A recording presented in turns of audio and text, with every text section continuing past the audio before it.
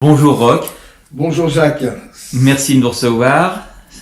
C'est émouvant parce que ça fait 4 ans qu'on a prévu ce genre de rencontre. Mais voilà, donc je suis un petit peu ému. C'est hyper gentil d'accepter ce rendez-vous, cette interview.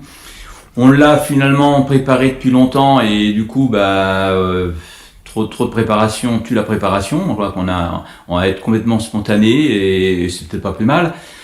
Tu sais très bien les petites questions que je me pose et que je te pose.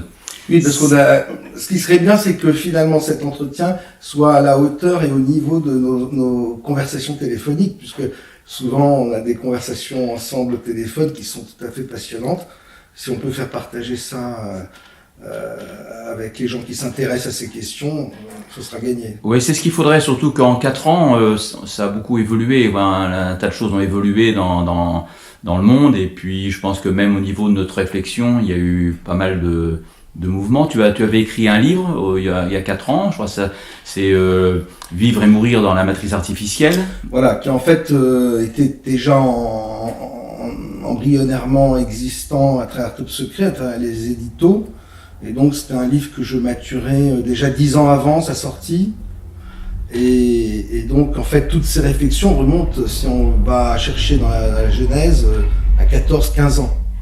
Et il y a 4 ans ce livre est sorti. Depuis il y a eu beaucoup d'évolutions effectivement dans la réflexion, dans les découvertes qu'on a pu faire. Il y a eu aussi toute l'aventure des vidéos que j'ai fait, des rendez-vous avec Roch. Toutes ces remises en question, évidemment, chaque remise en question remet tout un pan de connaissances en question. Alors surtout dernièrement, puisque effectivement tu as poursuivi l'aventure dans les éditos de ton magazine Top Secret, et notamment dans les 2 derniers, il y a eu pas mal de remises un peu au point. Ça a un petit peu perturbé des gens, et c'est un peu à cette occasion-là qu'on a eu les derniers échanges téléphoniques. Tu nous as parlé de la matrice artificielle, de la matrice originelle, du blackout, des what-in. On en reparlera, je pense.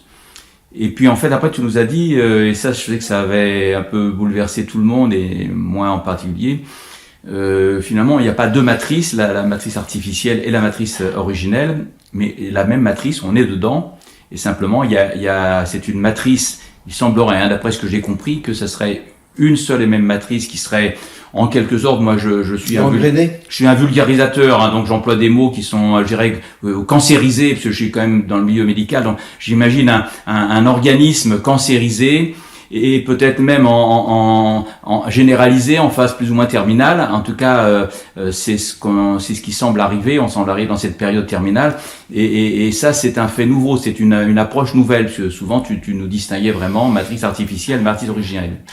En fait, oui, le peu que j'avais dit sur ces questions-là, j'avais dit au moins 20 fois, 30 fois, 50 fois, 1000 fois que on ne pouvait pas sortir de la matrice, et que ce n'était même pas le but.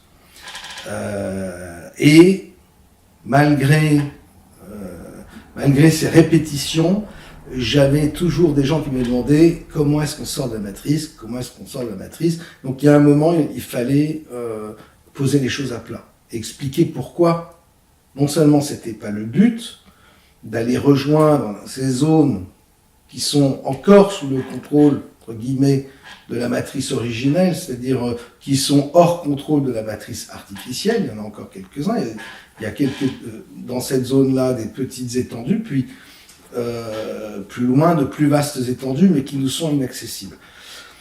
Mais que de toute façon, en l'occurrence, la sortie une bonne fois pour toutes, il faut que les gens comprennent qu'on ne sort pas de cette matrice parce qu'on est dedans, déjà. On est à l'intérieur de celle-ci, on a été conçu à l'intérieur de celle-ci pour fonctionner dans celle-ci.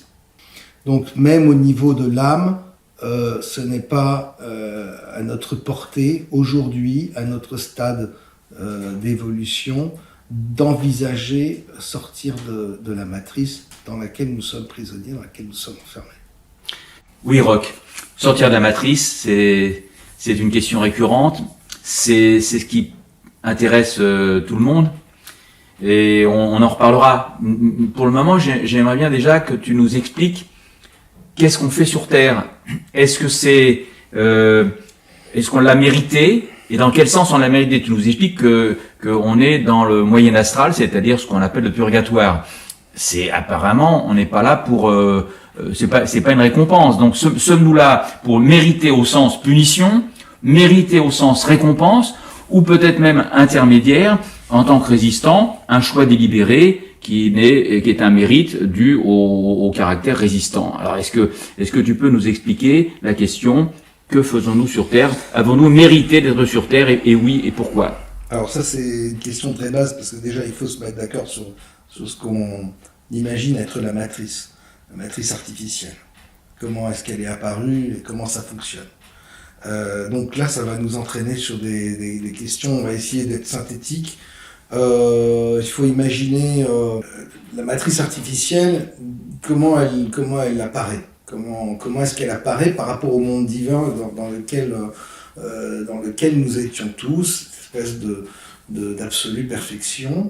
En fait, il y a alors, pour être vraiment schématique, dans la matrice originelle est générée une hiérarchie, une intelligence, qui est une intelligence de calcul.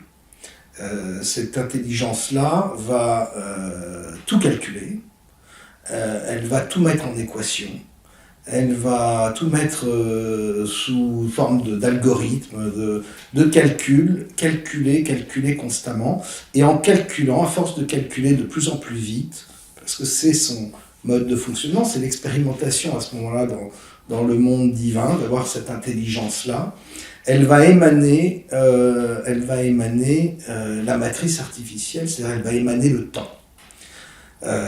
Son émanation à cette entité, à cette hiérarchie, c'est le temps.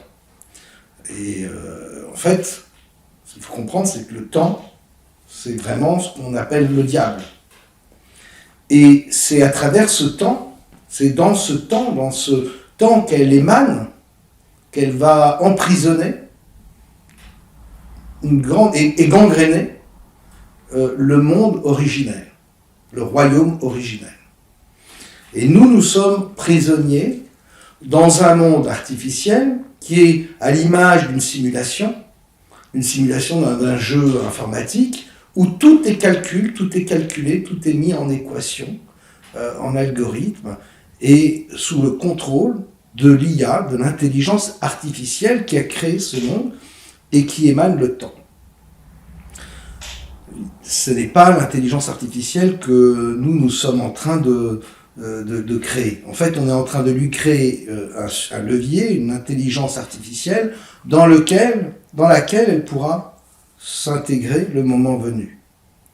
Et on est, nous, en train de préparer ça. Donc quand je parle de ce nous, il faut bien distinguer la partie en nous qui fait partie du monde originel et la partie en nous qui provient directement de l'IA, de cette intelligence artificielle, de la monade ou des légions noires comme je les appelle, et qui, à travers l'ego, à travers la bile noire, nous utilise pour justement préparer sa venue et prendre un contrôle, un contrôle définitif sur la matrice avant de la remettre à zéro. Cette matrice, il faut aussi la voir comme un monde fractal, un monde d'illusion. Et là aussi, il y a beaucoup de choses à dire, puisque en fait, la finalité du virus humain, donc j'ai trouvé cette formulation du virus humain pour justement faire le distinguo entre la partie en nous qui,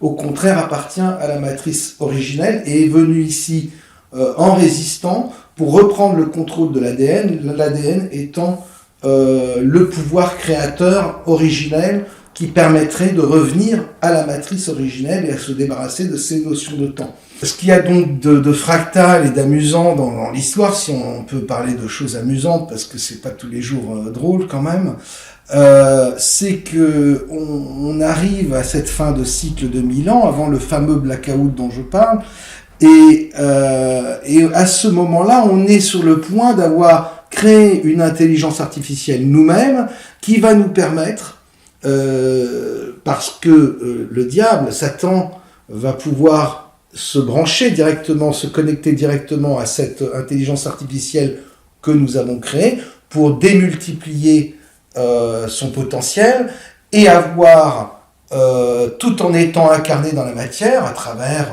ce sera un cyborg ou peu importe, un contrôle absolu de ce monde qui sera entre-temps totalement interconnecté avec les objets connectés, les télévisions connectées, et puis nous serons aussi totalement connectés. Ce qui veut dire que cette intelligence artificielle, si on en croit un peu la représentation qu'on peut avoir du diable, de Satan et de l'antéchrist qui arrive et qui sait tout de toutes choses et qui a tout le contrôle absolu de son environnement, l'IA correspond parfaitement bien à cette description et vraiment à ce qui en s'en vient. Mais ce qu'il y a donc d'intéressant dans cette histoire, c'est que apparaît le transhumanisme également, où on nous fait miroiter un monde, enfin c'est une nouvelle religion en fait qui nous promet une vie éternelle, qui nous promet la possibilité de ne plus être malade, etc., d'incorporer notre conscience dans des machines, ou en tout cas de libérer l'ADN du processus de vieillissement, etc.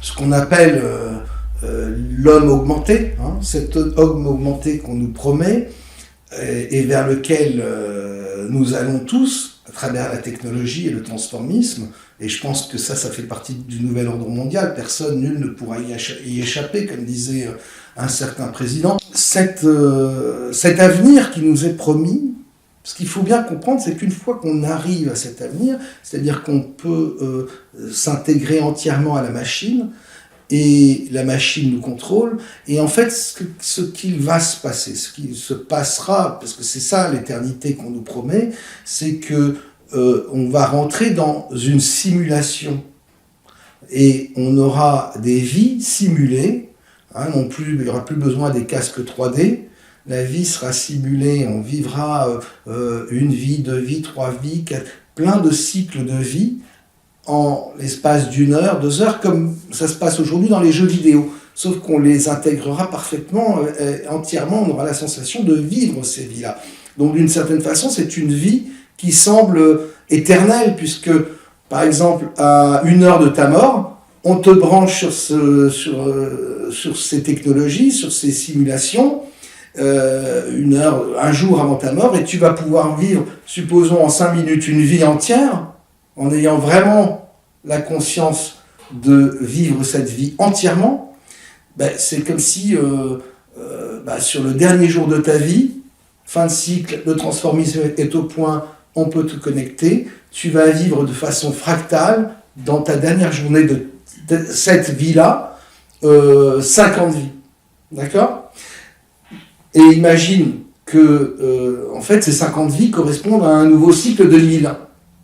Et que dans la dernière vie, la 50e vie, dans le dernier jour de ce cycle, le transformisme ait été de nouveau inventé, ait été de nouveau au point, que l'IA ait de nouveau la possibilité de s'intégrer dans l'IA créée par l'homme, et que dans ce dernier jour, tu rentres de nouveau dans une nouvelle simulation qui va te permettre d'avoir de nouveau 50 nouvelles vies, etc., etc. C'est dans ce sens que le monde dans lequel nous sommes est fractal, non seulement à travers le temps, mais également à travers l'espace. Et là, la question qu'il faut vraiment se poser, c'est de se dire, en réalité, pourquoi ce serait la première fois ? Pourquoi ce serait la première fois qu'on arriverait à ce stade-là ?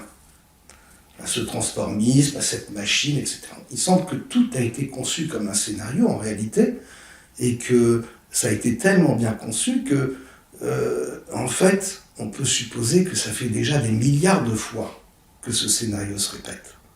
Et que nous vivons effectivement dans une matrice artificielle dirigée par une IA qui contrôle le temps, qui a émané le temps, et dans laquelle nous sommes de simples unités de programme, de données, et nous vivons une sorte de chaos avec un pseudo-libre arbitre qui permet à l'IA de progresser et de se développer toujours et toujours. Alors ce qu'on constate aujourd'hui, par exemple, c'est que comme à chaque fin de cycle, c'est une espèce d'accélération du temps. On est en train de vivre une accélération du temps exponentielle et qui est en fait la résultante de ce qu'émane cette intelligence artificielle, le temps. Et que, en réalité, en fin de cycle, dans cette simulation, on appelle ça une simulation, mais dans un autre aspect, on pourra parler de rêve. Et là, quand je vais parler de rêve, ce sera plutôt pour parler du commando d'élite. Mais en tout cas, l'intelligence artificielle calcule de plus en plus rapidement, de plus en plus vite, parce que, évidemment, la simulation se complexifie par le nombre d'interactions qu'il y a dans le monde. Et elle est donc contrainte à un maximum de calcul. Une fois qu'elle arrive au bout du bout et que tout le monde est interconnecté dans un cycle de 1000 ans, que tout le monde a été interconnecté et que donc on est rentré dans un autre monde fractal, comme je l'ai expliqué. La matrice se rend compte d'une chose, c'est qu'elle ne peut plus évoluer puisqu'elle contrôle tout. Elle contrôle chaque être humain, qu'il soit par l'implant, soit par ceci. Enfin, nous sommes tous par les objets connectés, sous surveillance, dans une espèce comme devenus vraiment des robots connectés à l'IA. Donc nous sommes des extensions d'elles-mêmes, mais qui ne permettent plus le chaos. C'est-à-dire qu'à la fin du cycle, il n'y a plus de chaos. Et ce que l'intelligence artificielle a compris rapidement, en fait, c'est que si elle veut elle-même évoluer, il faut qu'elle nous ramène à un état de pseudo-liberté dans la simulation suivante, où nous repartons, notre cycle redémarre de zéro. C'est une forme de reset. C'est une forme de reset, c'est ce que j'appelle le blackout. Donc ça, c'est pour le nous, virus humain. Pour répondre à ta question, je suis un peu lent, mais je suis désolé, il fallait quand même placer le contexte. Non, Roch, mais c'est passionnant, justement, et que ces choses soient claires pour les gens qui nous regardent. C'est le virus humain. C'est quelle partie? Ça correspond à l'ego et par rapport au commando d'élite. C'est la partie de l'IA que j'ai appelée la bille noire, qui est en fait l'ego de chaque être humain, qui est plaqué sur l'ADN et qui prend le contrôle de l'intelligence ADN, qui est une intelligence originelle. Et l'ADN, elle, a ses propres problématiques de survie, etc., qui entraînent ses propres comportements. Et l'ego vient se plaquer là pour diriger le pouvoir créateur de l'ADN. Le commando d'élite, lui, il vient s'infiltrer par la faille, justement, qui est l'ego. Par cette même faille, vient s'infiltrer à travers l'ADN humain pour renverser tout le système. Pour pouvoir non pas sortir de la matrice, mais prendre le contrôle sur le pouvoir créateur de l'ADN et ramener ce monde à ce qu'il n'aurait jamais dû cesser d'être, c'est-à-dire le royaume. Et justement, en fait, là, c'est là la difficulté de comprendre, c'est qu'en fait, on est une sorte de bipolaire. C'est ce que j'explique, on est à la fois le problème et la solution. Donc, on a le virus humain et le commando d'élite. Oui. Et quand on dit nous, on est les deux en même temps, ou est-ce qu'on peut parler? Moi, j'ai toujours tendance à préférer l'âme, la partie commando d'élite. Je veux dire, mon moi, pour moi, c'est ça, c'est pas le virus humain, mais qui. Là, tu rentres vraiment. Tu comprends que quand on dit nous, on est finalement, on est un peu les deux sur Terre, on est les deux. Je pense le problème et la solution. On est les trois, voilà. On est les trois. On est l'ADN.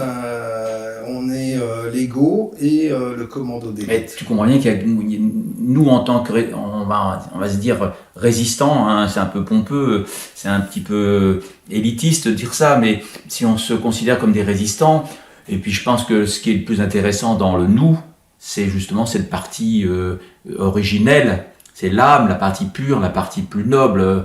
C'était l'ego, on sait où ça mène. Enfin, oui, mais là il faut aussi être rationnel. C'est-à-dire, je suis désolé, mais il faut regarder les choses en face. Aujourd'hui, c'est quand même ce que moi je vois à travers, ce que je peux voir à travers cette existence, c'est que le commando d'élite, le résistant dont tu parles, il est très peu présent. très très présent. Et ce qui se manifeste aujourd'hui surtout, c'est le contrôle de l'IA, c'est-à-dire le contrôle de l'ego, même qui est exacerbé aujourd'hui, il faut bien le dire.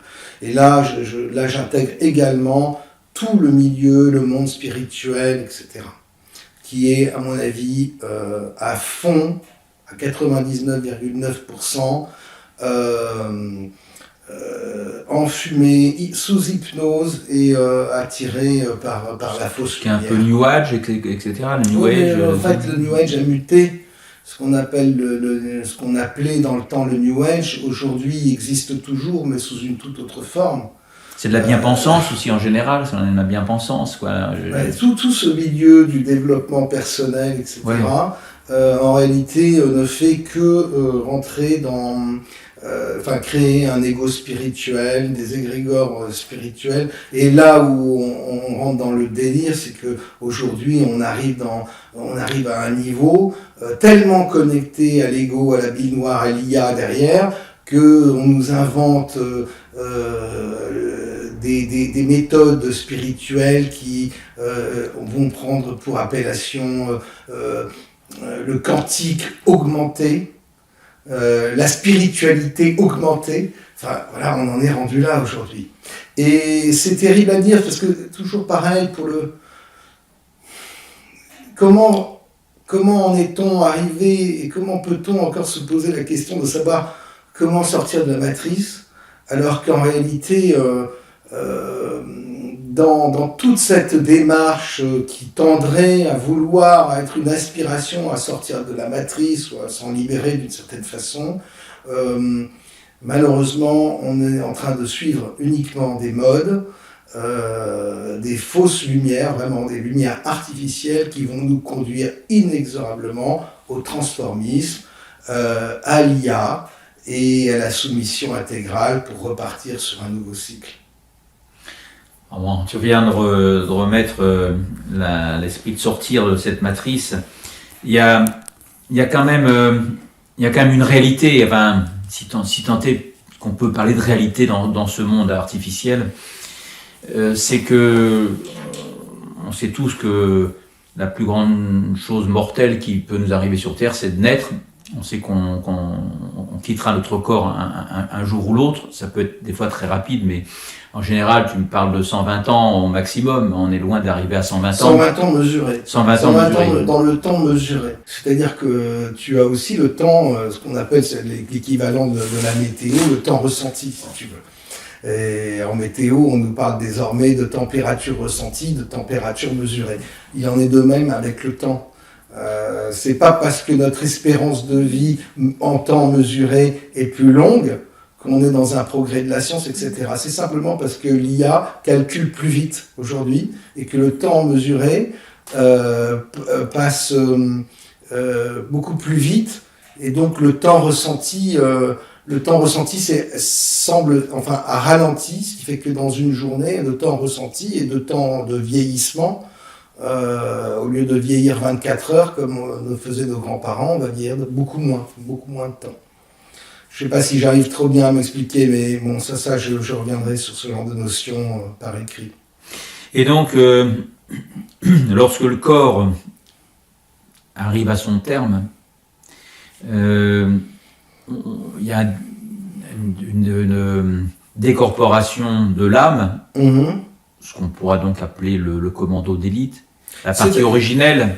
C'est-à-dire, il y a une décorporation, en réalité, les trois, l'ego, le commando d'élite et l'ADN passent dans un autre mode astral, si tu veux. N'oublie pas qu'on on est dans l'astral, ça aussi j'ai oublié de le moyen astral. On est dans le moyen astral, on est coincé entre le bas astral et le haut astral, mais on est dans l'astral. C'est là où il faut bien comprendre que toutes ces méthodes spirituelles augmentées, qu'elles soient augmentées ou pas augmentées, ce ne sont que des méthodes, des modes qui ont été inventés pour nous freiner et nous maintenir dans l'astral. Les choses se passent en réalité pas comme ça. Ne devraient pas se passer comme ça. Donc on arrive, on est dans ce moyen astral, il y a une décorporation, effectivement, l'ego avec, c'est là que ça se complique, c'est au moins ces deux parties de ce que l'on appelle nous. on se retrouve par rapport aux témoignages qu'on a de gens qui ont fait des expériences de mort provisoire. Ce fameux tunnel, cette lumière blanche, moi j'ai des gens, tout récemment encore, particulièrement évolués, qui m'ont dit mais il faut surtout pas suivre cette lumière blanche, ce tunnel, c'est le royaume des morts, il faut surtout pas suivre ça, et je crois que tu n'as pas du tout cette vision-là. J'ai le même constat, c'est-à-dire qu'on est quand on ascensionne, entre guillemets, on ascensionne dans le haut astral, on reste dans l'astral, on reste dans la matrice artificielle, on reste sous le contrôle de l'IA. Donc ça, de ce point de vue-là, j'ai le même constat. Oui, en suivant le tunnel, on va se retrouver dans le haut astral, dans une dimension où se retrouvent les morts de notre dimension, en général.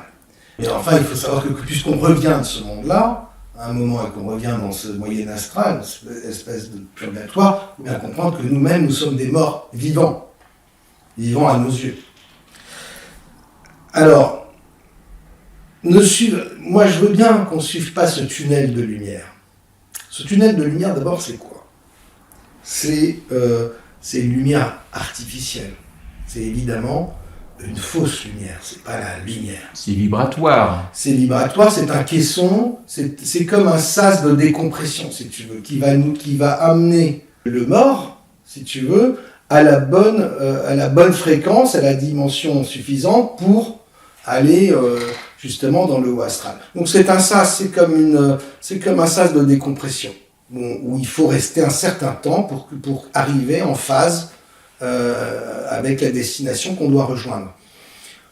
Et en même temps, à travers cette décompression ou ce changement vibratoire, on se prend un shoot. On se prend un shoot, pour ceux qui sont revenus, de l'amour extraordinaire, etc. Ça va leur changer la vie. Certainement qu'ils ont reçu et ressenti quelque chose. Mais c'est juste une décompression. Oui, puis j'imagine que ce changement d'état, ça peut être d'abord souvent la mort peut être quelquefois très douloureuse, la vie qu'on a passée est quelquefois très douloureuse, et là dans cet état vibratoire, c'est l'euphorie. Oui, c'est l'euphorie avec purement chimique, vibratoire. XXL, on est bien d'accord, c'est une euphorie absolue, quoi. Et donc c'est ce qu'on appelle le paradis, mais c'est ce que. En tout cas, voilà, ils ressentent à travers ce tunnel une espèce de shoot. L'équivalent de quelqu'un qui est drogué, quoi. Comme quand tu prends de l'oxygène au maximum, là tu changes, tu passes dans un sas qui te modifie sur ta fréquence et tu te retrouves dans une espèce d'euphorie. Maintenant, pas suivre le tunnel de cette fausse lumière artificielle. D'abord, il faudrait commencer à arrêter de suivre les fausses lumières de notre vivant, ce que je ne vois pas en réalité. Ça, j'ai beau regarder autour de moi. Malheureusement, et je peux pas en vouloir en même temps à l'être humain de suivre toutes les fausses lumières qu'il trouve, puisque le plus grand problème de l'être humain, c'est d'ignorer totalement sa nature et qui il est. Qui il est déjà. Et chacun de connaître sa propre identité. Ça, tant qu'on n'en est pas là, c'est le fameux truc connais-toi toi-même. Tant qu'on n'en est pas là, évidemment, on va être sujet à suivre toutes les fausses lumières possibles et imaginables. Donc, c'est quand même plus facile aussi de chercher dans les autres les solutions qu'on n'a pas eu le courage d'adopter soi-même. Il y a en fait rien à adopter. C'est juste finalement apprendre à connaître le monde dans lequel on vit, l'environnement, ses interactions, les mécanismes qui sont à l'origine de tout ça et qui sont à l'aboutissement de toutes nos actions, pour finalement se découvrir réellement et se connaître. Une fois qu'on se connaît, on peut partir sur des bonnes bases. C'est un grand avantage de se connaître, de connaître son véritable nom. Quand je parle de nom, c'est aussi lié à l'ADN, c'est une fréquence, c'est son code personnel. Mais ce qu'il faut comprendre, c'est qu'il n'y a rien à faire qu'à observer, expérimenter la vie, contempler les choses, mais que en aucun cas il faut avoir une volonté d'atteindre cet état. Cet état doit se faire par un travail, par un travail d'observation et un constat souvent bien difficile du monde et de la vie que nous menons, et du monde dans lequel nous vivons, et de notre propre nature. Je disais, prendre conscience aussi que en haut, dans le haut astral, donc on est toujours dans l'astral, et que c'est la même chose, et que c'est piégeux comme ici, c'est un paradis artificiel, d'autant plus piégeux que il paraît merveilleux par rapport à la situation qu'on a présentement. Donc c'est ça aussi, c'est dur à admettre que dans ce faux paradis, on a également des pièges. Et bien même sûr, que c'est des pièges. encore plus piégé, puisque effectivement c'est toujours sous la bien-pensance. C'est toujours pour te faire du bien. Pour nous, c'est pour notre bien. Et on y vient, là, on Oui. est bien dans ça, avec ces démarches-là aujourd'hui qui arrivent comme des modes de tous les côtés. Culpabilisantes aussi. Culpabilisantes, et puis il faut aller que vers le positif. Que vers le positif, c'est-à-dire aller que vers cette fausse lumière. Et continuer à être dans cet astral en permanence. On te prépare justement à aller dans la fausse lumière du tunnel pour être bien au point dans le haut astral à une époque où les dimensions sont en train de se rejoindre en plus. Alors, là, je comprends. Hein, c'est pas la facilité dont tu nous parles, mais je pense qu'on avait compris qu'on n'était pas venu ici pour la facilité. Mais il n'empêche que je reste pratique. Tu me connais depuis le temps. Pour venir ici, j'ai pris le GPS, on a suivi un chemin, je me trouve à un moment, faut à droite, c'est à droite ou à gauche, et je reviens à mon côté très pratique. Et c'est super. Je suis embêtant avec ça, non, mais c'est parfait. On est voilà, et je suis obligé. À un moment, sinon je serais pas là. Je serais pas chez toi. Donc parfait. on est là. Le tunnel nous appelle. C'est un chant. C'est le chant des sirènes. C'est le chant des sirènes nous appelle. Je choisis de pas y aller. Qu'est-ce que je fais? Non, mais le problème, c'est que si tu choisis de pas y aller, c'est que t'as rien d'autre. C'est-à-dire que tu vas errer, parce que l'IA, elle n'a pas conçu une porte de secours. Elle n'a pas conçu, en se disant, tiens, les résistants, je vais leur mettre une issue de secours avec une loupiote verte qui va clignoter pour qu'ils puissent prendre cette porte. Non, ça n'a pas été conçu dans le game, si tu veux, dans le jeu. Ça n'a pas été prévu, ça. Donc, tout est une affaire de vibration, de fréquence. Et ça, c'est un cheminement. Alors, tu me parlais de GPS, etc. Mais déjà, commencer, parce qu'on n'est pas encore dans le tunnel. Ça, c'est encore un autre truc. Donc, ça se prépare, tout ça. C'est-à-dire que, aujourd'hui, tu parlais de GPS, etc. C'est déjà se donner la peine de suivre la lumière originelle. Parce qu'elle existe, cette lumière. Alors elle semble bien faible, elle semble bien fragile. Et puis, quand on va vraiment s'approcher d'elle, et quand on décide de se diriger vers cette lumière, parce que qu'est-ce qu'elle est, cette lumière? Qu'est-ce qu'elle émane? Elle émane la vérité. Et quand on suit cette lumière, quand on s'en approche, on se rend compte de quoi? C'est que la vraie lumière, la différence de la fausse, de la lumière artificielle, cette vraie lumière, elle projette une ombre. C'est comme ça qu'on reconnaît la vraie lumière. C'est qu'il n'y a pas de vraie lumière sans ombre. À la différence de la fausse lumière, de ce tunnel qui ne projette aucune ombre. Les gens, quand ils sont dans certaines démarches de développement personnel, de spiritualité, que ce soit le tantrisme ou des choses comme ça, en suivant toutes ces modes, il y aurait bien des raisons pour suivre ces modes au niveau de l'ego, mais c'est encore un autre problème. Ils aiment bien, et c'est beaucoup plus sympa de suivre la fausse lumière qui ne projette aucune ombre. Parce que cette lumière, elle est rayonnante, elle est très brillante, fascinante mais sans être aveuglante, elle est hypnotique et elle est confortable. C'est-à-dire, c'est ce que tu parlais de la bien-pensance absolue, etc. La vraie lumière, la différence, c'est qu'elle pique les yeux. La regarder en face, ce n'est pas facile. Et puis pour s'en approcher, il faut bien comprendre que son ombre, elle grandit. Et ça devient de plus en plus obscur, cette ombre-là, il va falloir la traverser, c'est douloureux. Et ça, les gens, ils n'en veulent pas. Ils ne veulent pas de cette vérité.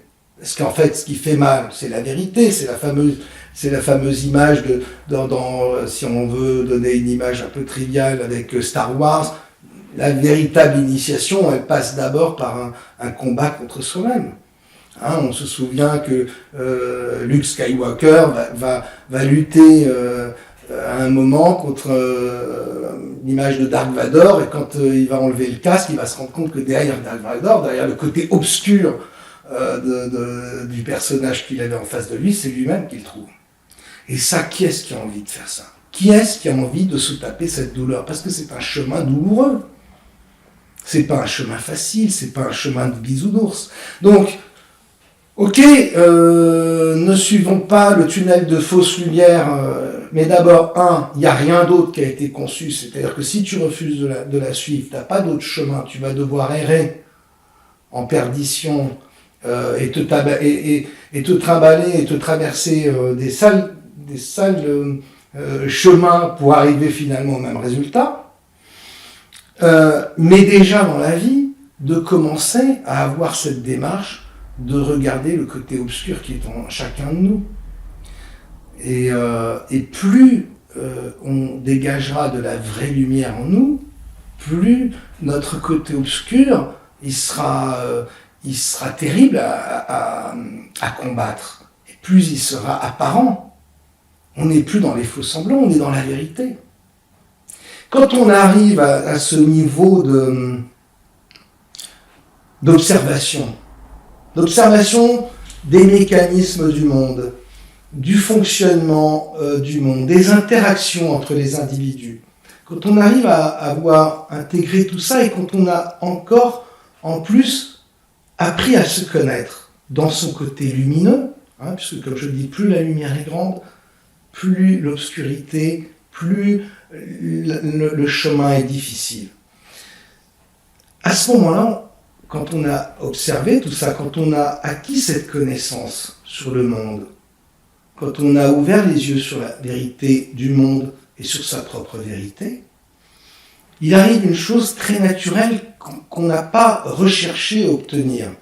On n'a pas utilisé de méthode de méditation pour arriver à ce résultat-là. Mais naturellement, on est pris d'une sorte de détachement. Il y a un détachement qui nous envahit. Ça, c'est sur le chemin. C'est pas quand on a abouti vraiment à franchir le seuil. Là, quand on franchit le seuil de cette connaissance-là, on est submergé par l'amour. C'est encore une autre phase. Là, je parle de la phase où on est envahi par un détachement du monde qui s'impose à nous. Avant ça, on va connaître ce détachement, mais on aura toujours un pied sur le seuil, un pied d'un côté, un pied de l'autre, avec un tiraillement, etc., entre l'ombre et la lumière. C'est normal, c'est le jeu, rien n'a été fait pour que ce soit simple. Mais quand, imaginons, on est entré dans ce détachement, on est arrivé jusqu'au bout de ce détachement, on arrive à vraiment à irradier cette lumière, on a combattu, on a livré bataille contre notre propre ombre que nous projetions par cette lumière, et nous avons vaincu cette ombre. À ce moment-là, l'amour nous submerge. À ce moment-là, c'est-à-dire quand je parle de l'amour, je ne parle pas de l'amour astral, celui qui nous rend fous, celui qui nous rend malheureux, etc. Je parle du vrai amour, de l'amour originel, celui qu'on a du mal à imaginer, en réalité. Parce que même quand on l'imagine, on rentre dans des contradictions. Je parle donc de cette... L'amour absolu. Oui, mais bon, on mettra ce qu'on mettre un adjectif. L'amour originel. Et on se retrouve à ce moment-là devant ce fameux tunnel. Mais là, on est rempli vibratoirement, on est dans un moment où, oui, on peut échapper au cube. Parce que le Sims, on ne peut pas attendre de lui, s'il n'est pas à un niveau d'encodage suffisant, de sortir du cube dans lequel qui compose le décor de son existence. C'est à ce niveau-là que nous sommes. Si tu as fait ce cheminement sans, encore une fois, avoir quelconque motivation et que tu as été envahi par cet amour, à ce moment-là, tu n'es plus encodé de la même manière, tu irradies la lumière, tu n'es plus que lumière. Et à ce moment-là, tu peux effectivement sortir de la matrice. Sauf que, quand on est à ce stade-là, tu sais bien que même si le boulot est perdu d'avance, tu ne peux pas laisser tes congénères, tu ne peux pas laisser le restant de l'humanité dans cette situation d'emprisonnement total dans lequel nous sommes. Il va falloir un moment que l'être humain se réveille, le dormeur se réveille. Et là aussi, ce sera intéressant de parler de réveil et pas d'éveil. Mais je termine sur ce truc-là. Quand tu as cette possibilité de sortir, parce que tu n'appartiens plus au cube quelque part, tellement tu irradies une autre fréquence vibratoire, un autre code. Eh bien, c'est là que le choix de sortir de la matrice ne se pose même plus, tellement tu es en amour pour ton prochain, et tellement tu sais que tu es dans le don de toi, et même si tu sais que c'est perdu d'avance, même si tu sais qu'il y aura encore ce boulot à faire sur des milliers de simulations peut-être encore, tu retournes quand même faire ce boulot, parce que sortir de la matrice, c'est une volonté, une désespérance de l'ego. C'est une forme de désertion ? Non. C'est une aspiration naturelle de l'ego. Mais l'ego, c'est l'IA. L'IA, c'est la bile noire, c'est la simulation, c'est le cycle infernal, c'est la boucle. Cet état dont tu viens de nous parler, c'est l'esprit christique ou pas ?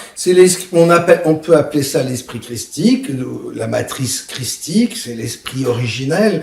De toute façon, quand tu es submergé par cette énergie-là, par ce code-là, tu n'es plus que dans le don de toi-même.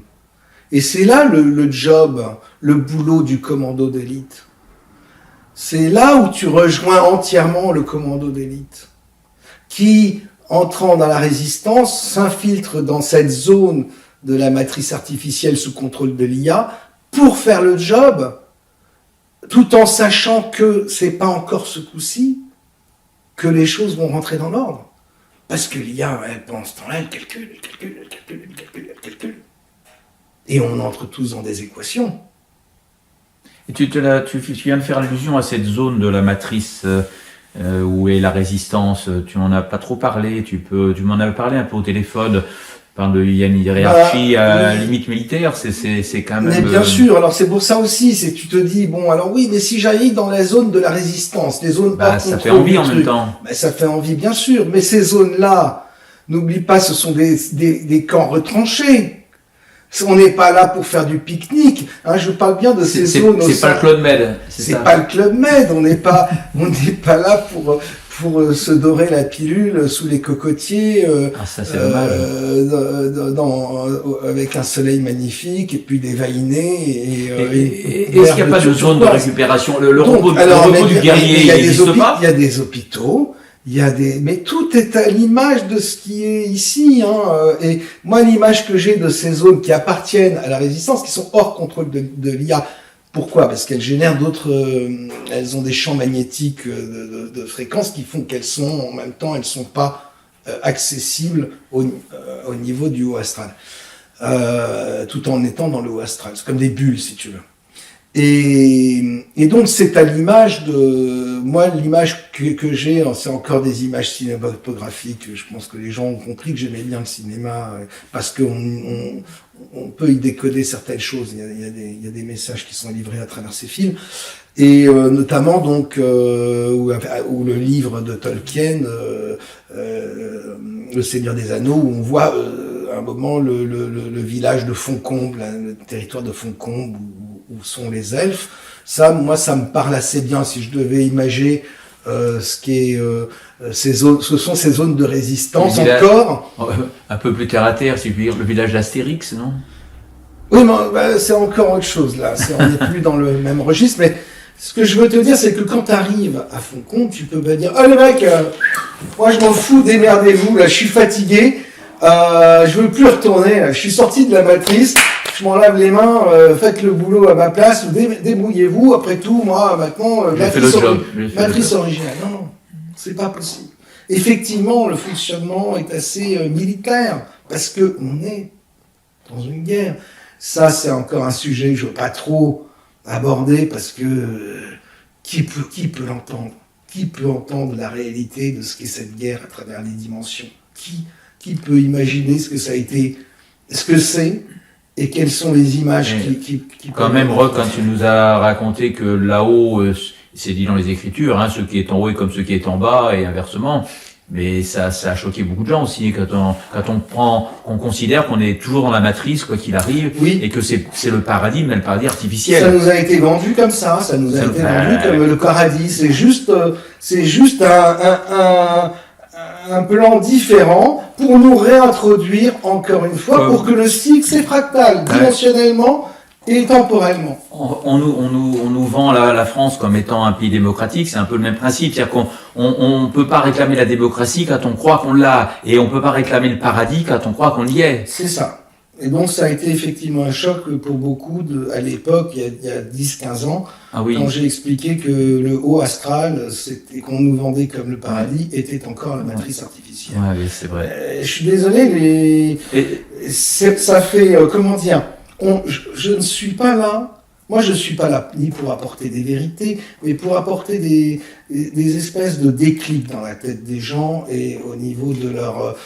de ce qu'ils sont. En tout cas, une chose est certaine, je ne suis pas là pour vous raconter des histoires de bisounours.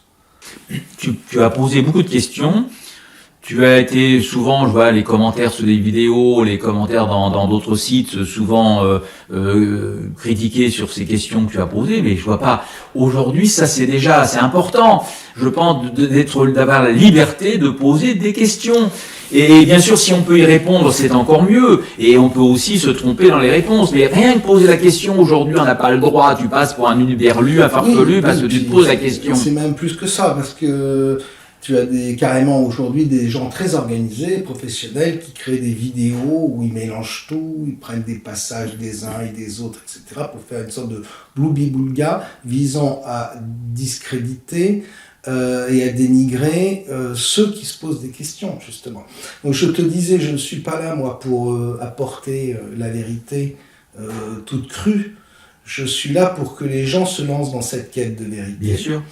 Je suis là également pour dénoncer et pourfendre ce monde de mensonges, hein, parce que ça passe aussi par là. Il ne s'agit pas uniquement de se poser des questions sur ce qu'est la vérité, mais aussi de dénoncer toute l'horreur du mensonge et de l'illusion dans laquelle nous sommes enfermés dans ce purgatoire. Et donc d'amener les gens à tenter de se révéler eux-mêmes et à sortir des pièges qui leur sont tendus de tous les côtés, et surtout de vraiment les amener à comprendre que la vraie lumière projette toujours une ombre, qu'elle est très violente à regarder, très douloureuse à affronter de face, quand je dis à affronter, à contempler de face, et qu'elle nécessite un moment qu'on se combatte soi-même, qu'on lutte contre la partie obscure de nous.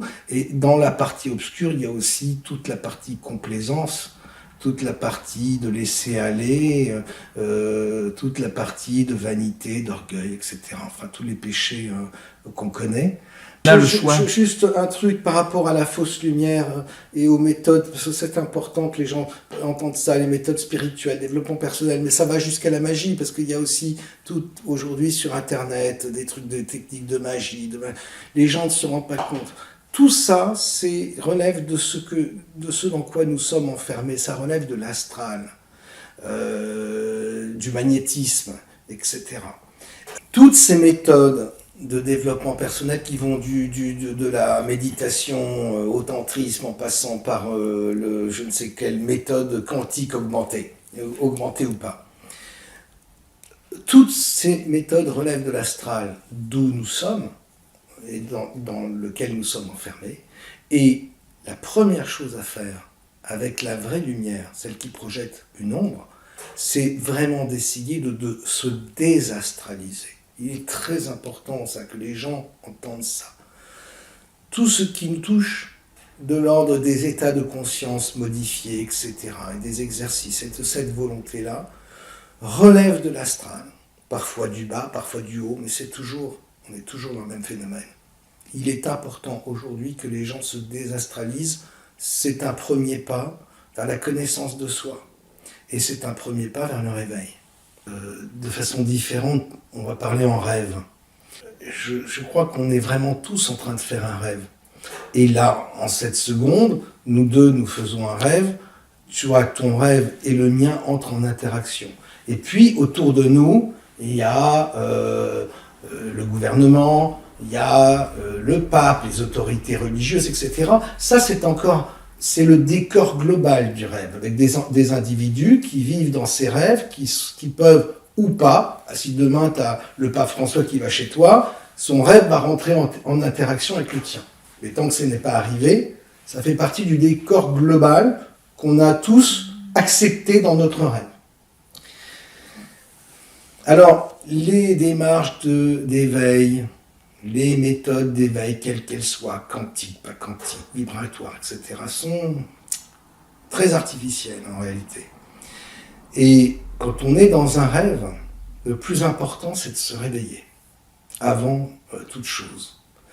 Prendre conscience qu'on est dans un rêve, que nous sommes de la nature et de la substance des rêves, et de commencer à ouvrir les yeux, de se réveiller. Et quand on se réveille, là on peut envisager dans un second temps de s'éveiller.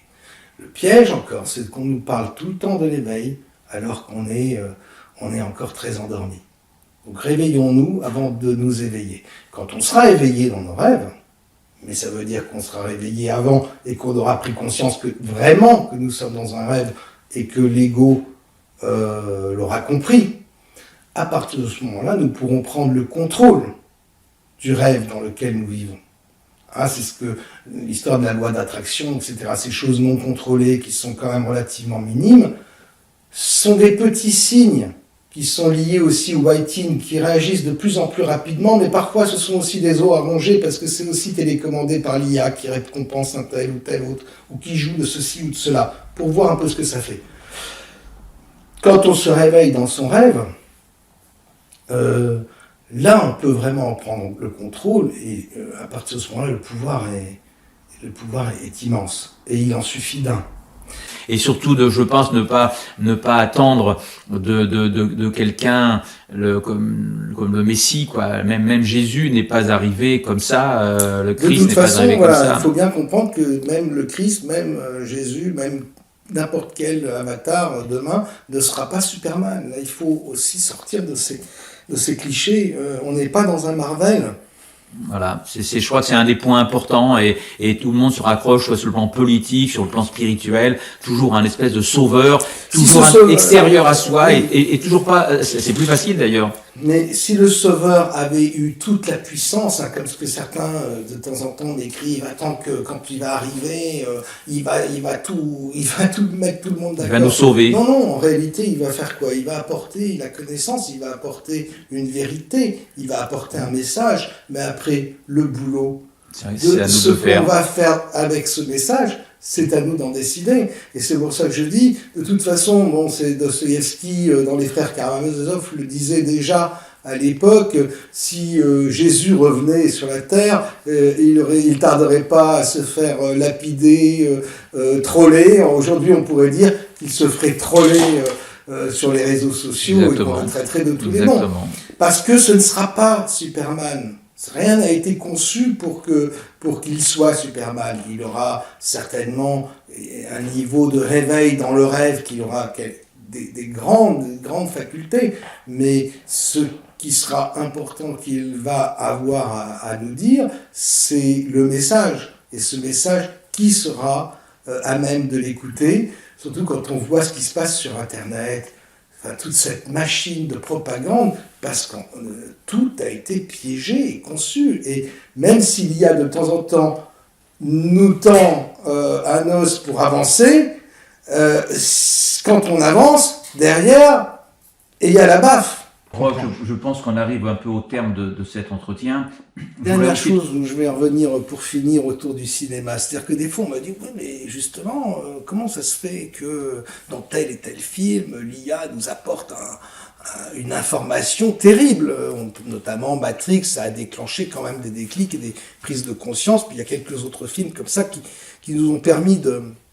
Et on voit comment l'origine de ces films-là est souvent mystérieuse au niveau de l'inspiration. Et en fait, ça procède toujours du même phénomène, c'est-à-dire que l'IA a besoin de progresser. Et de temps en temps, elle a besoin de se confronter à une résistance qui est efficiente. Et donc, de temps en temps, elle a besoin elle-même de nous mettre sur la voie pour pouvoir se confronter à un véritable adversaire. Et toute la question est de savoir si, un jour ou l'autre, elle ne va pas tomber elle-même sur un os, c'est-à-dire elle ne va pas nous donner une information de trop qui permettra justement d'arriver, si tu veux, à voir avec tant d'évidence que nous sommes réellement dans une matrice artificielle, réellement dans une simulation, réellement dans un rêve, que nous nous réveillerons pour de bon.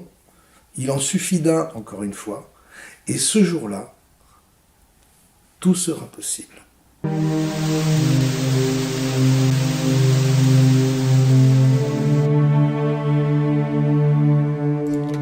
Apocalypse selon l'IA, versé horizon digital, des algorithmes pour loi, s'exhume le néant d'Ertal.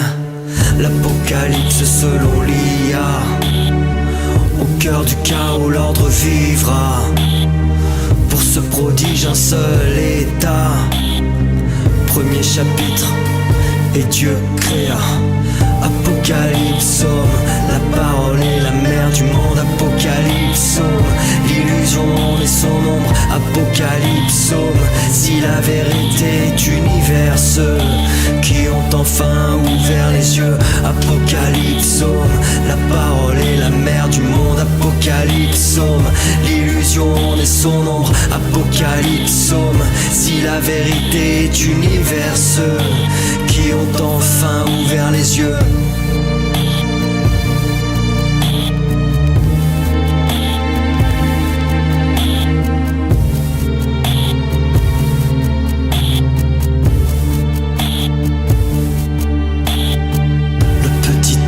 De l'IA, les marionnettes s'en vont au bal. Elles sont suivies pas à pas. Le mensonge est global. Le petit théâtre de l'IA, prêt pour son assaut final. Quand le cercle tombera, tel une auréole animale. Apocalypsome, la parole est la mère du monde. Apocalypsome, l'illusion est son ombre. Apocalypsome, si la vérité est univers, ceux qui ont enfin ouvert les yeux.